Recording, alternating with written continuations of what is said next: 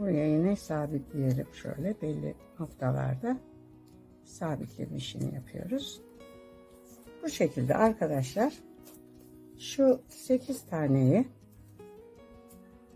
böyle bu şekilde dikeceğiz.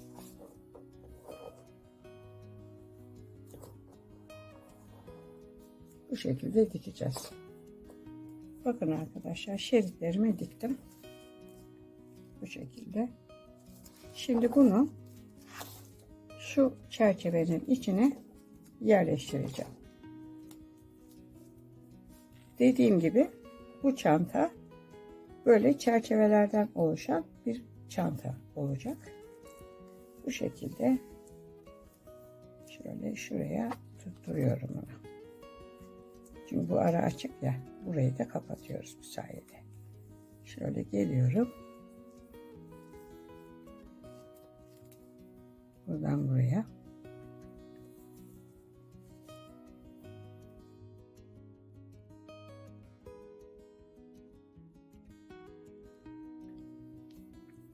Böyle.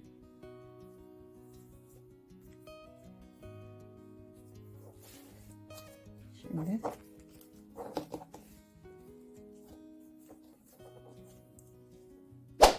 şu aradan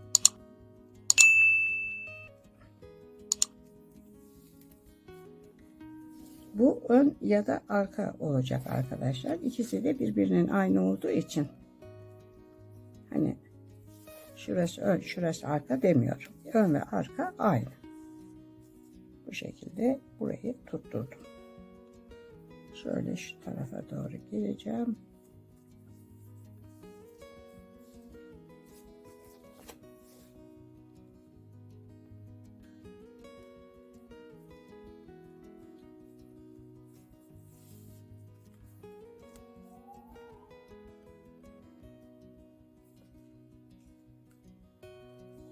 Bu şekilde tutturacağız.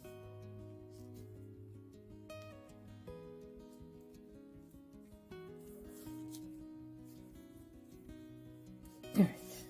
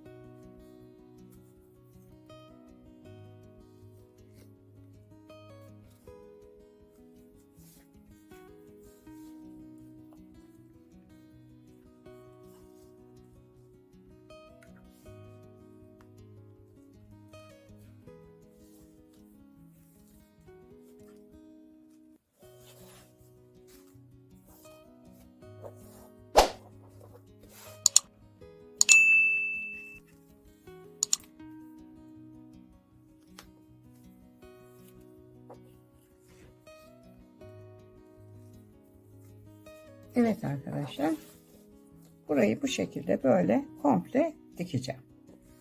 Bakın arkadaşlar, çerçeveyi diktim. Şurada şöyle boşluklarım var. Bunlar için de zaten bunların resimlerini paylaşacağım.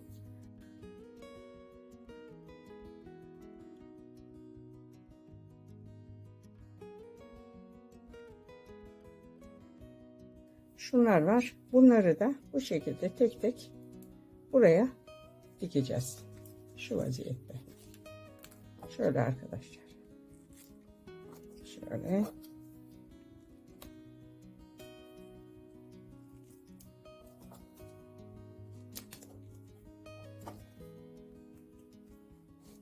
Ve bunu da böyle. Bunları da arkadaşlar bu şekilde dikeceğim ve çerçevemin dikimi bitmiş olacak. Ve sonra bu çerçeveleri birleştirerek çantamı tamamlayacağım. Şöyle dört tarafını tutturuyoruz.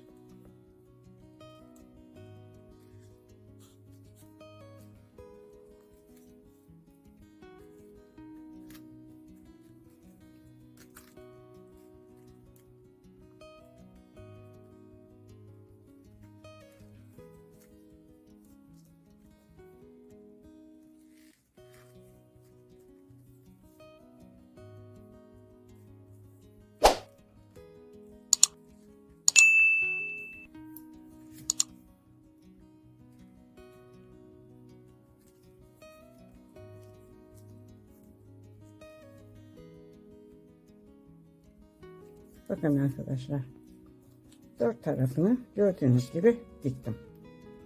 Bunu da aynı şekilde böyle koyacağım ve bunu bitireceğim.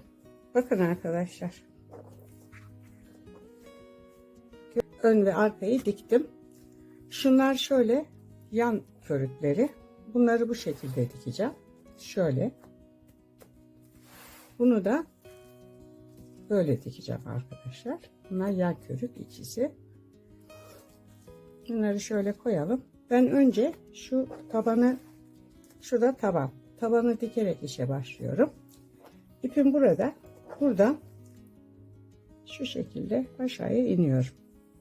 Bakın. Üçgenin içinden geçtim. Dikkat ettiniz mi? Buradan arkadaşlar şöyle yapacağım.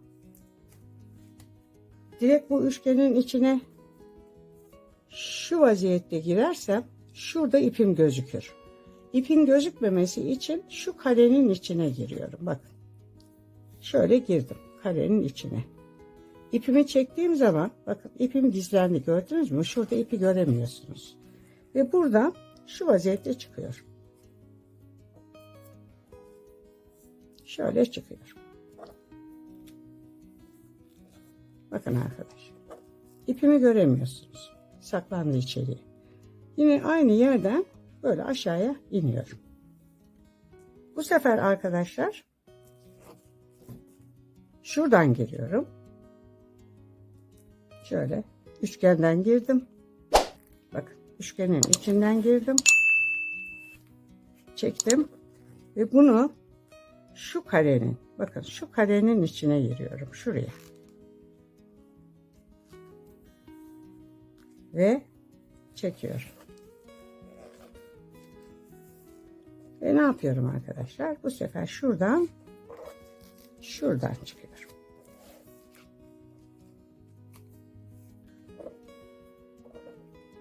Bu şekilde çıktım. Yine aynı yerden aşağıya indim. Bu sefer ne yapıyorum arkadaşlar? Sağlı solu gidiyorum. İlk başta böyleydi. Sonra buradan girdim. Şimdi buradan giriyorum. Şuradan bu şekilde aşağıya iniyorum.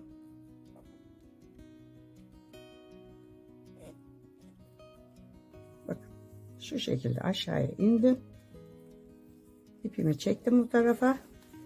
Ne yaptım? Şu karenin içine girdim. Şuraya. İpimi çektim. Bakın. Girdi birbirine, gördünüz mü? Ne yapıyorum bu sefer? Şu üçgenin içinden yukarı. Evet arkadaşlar, bu şekilde bunları birbirine dikeceğim.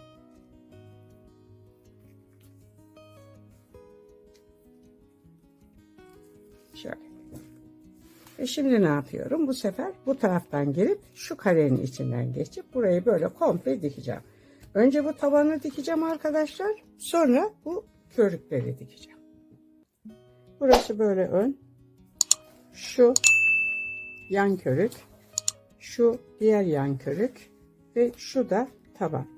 Bu şekilde arkadaşlar. Bunu böyle şöyle diktim. Şimdi burayı bu şekilde, burayı da bu şekilde dikip çantanın yarı gövdesini oluşturacağım. Yani körüğü tabanla birleştiriyorum. Şimdi buraya geldim. Şuradan bakın arkadaşlar. Göstermek çok zor oluyor. Aslında dikmek bu kadar zor değil de göstermeye çalıştığım için zorlanıyorum. Yoksa dikim çok basit. Buradan aşağıya indim.